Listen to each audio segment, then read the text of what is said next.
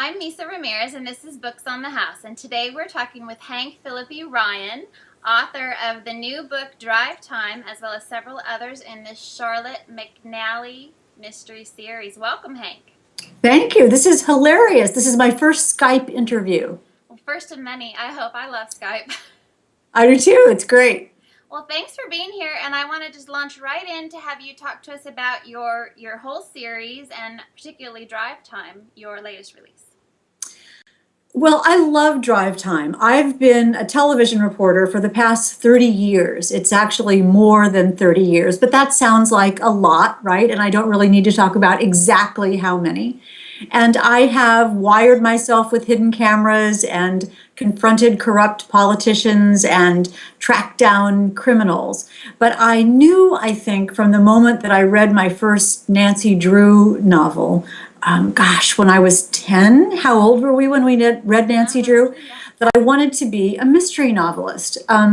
Nancy Drew was really my first best friend. I was such a geeky, unhappy, unpopular kid.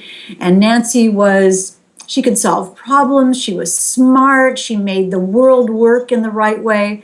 And I knew I wanted to write Nancy Drew books.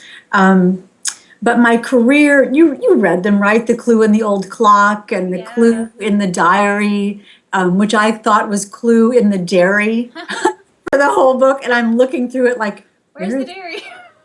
Where are the cows? Shouldn't there be cows? But I eventually figured it out and went on to read all of the Sherlock Holmes stories, and then moved on to Agatha Christie and all the other wonderful British women novelists, Marjorie Allingham and Josephine Tey, Ngaio Marsh. Loved mysteries, loved them. But my career took a different direction, and I became a television reporter, and I've been an investigative reporter on TV for years and years. Actually, since 1975, I've been on the air, and I'm still on the air at the Boston NBC affiliate, the NBC affiliate, as investigative reporter. But Misa, you asked me about my book, Drive Time. Prime Time, the first in the series,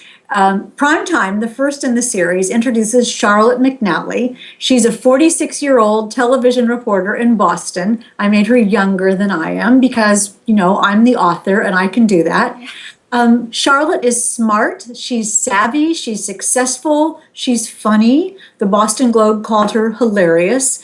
But she's of a certain age in television, and she's beginning to wonder what happens to a person who's married to her job in TV. She's a devoted journalist.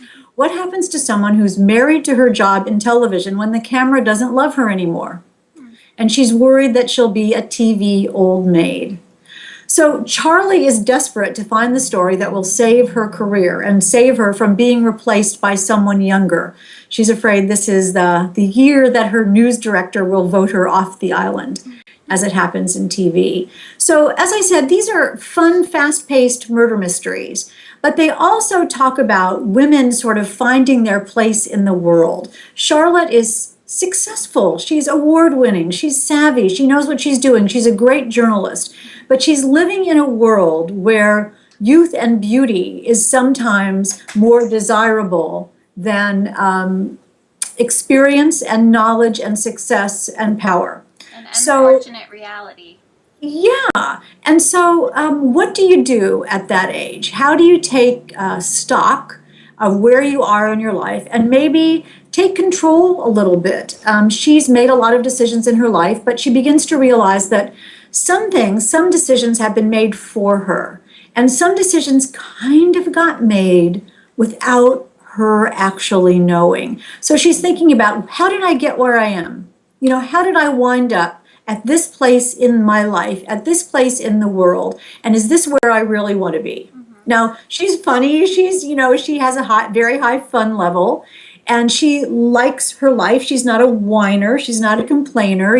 She's confident. But here suddenly she's realizing that she has half of her life to live still. Mm-hmm. And what's she going to do? How is she going to handle it? So there is that little bit of an undercurrent about how all of us who are women start to look at our lives. There is no more, what do you want to be when you grow up? There is what we are and where we landed. And how did that happen? And I think that's something, we all share, TV reporters or not. Well, and that's such a different, interesting element you bring into the books that's different from those books that we grew up on that don't have the personal journey of the sleuth, per se. And you're carrying that journey throughout your books as a significant thread. Oh, that you're so right about that, Misa. And the thing is, Sue Grafton always says, things should happen in a book because of something. A character does something because of something else, not the plot driving the book, but the characters driving the plot. I know you know exactly what I mean, all of you. So this is Charlie's quest to find the good story, but it's also her quest to find where she fits in the world and how, because she has this one life to live, how she's going to make this be the best possible life for herself and those that she learns to love. When you work in television, you're on call 24/7, and there's not much time. There's no time for romance. And Charlie begins to realize that maybe that's not how she should have handled things. She missed getting married, she missed having kids, and is it too late for that now? Or maybe is there some way for her to have it all, or to figure out what all is? You know what I mean? Maybe it's different from what we thought it was initially. So she's figuring that out while she's catching the bad guys and while she's solving murder mysteries. So how far do you see this series going? I don't know. I love Charlie. I love her journey. Prime Time, the underpinnings of Drive Time are, the story of Drive Time is about secret messages in computer spam. And I'll tell you the story really fast about how I thought of it. We had talked about how I always wanted to be a mystery author, but I have to say that for all those years, I could never think of a good plot. I never had a good story. And I know as a TV reporter that what you need is a good story. So one day at work, I was deleting spam from my computer, and by mistake, I opened one. And in the body of the email, clearly spam, clearly sent to millions of people, was what looked like lines from a play by Shakespeare. But the subject line of the spam said something like, "A new refinancing deal for you."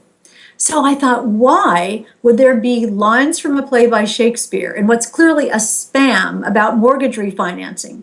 And it crossed my mind. I mean, I still get goosebumps thinking of it. It crossed my mind, maybe it's a secret message. And then I just thought, oh my gosh, ding, ding, ding. This is the plot I've been looking for 40 years. That aha moment, yeah. It truly was. And from that moment on, I was obsessed with writing a mystery about whether there could be secret messages in computer spam, how that would work, what the point would be, and how, an intrepid reporter would solve that mystery. And I mean, you could not take me away from the computer, because the only way I could find out what the answer to that mystery was to write the book and solve it along the way. That became Prime Time, which won the Agatha for Best First Mystery and was nominated for 2 Ritas and won the Romantic Times Reviewer's Choice Award. So it was a wonderful experience. And so do you see yourself creating another series, another character sometime down the line? I mean, I can't imagine not. I've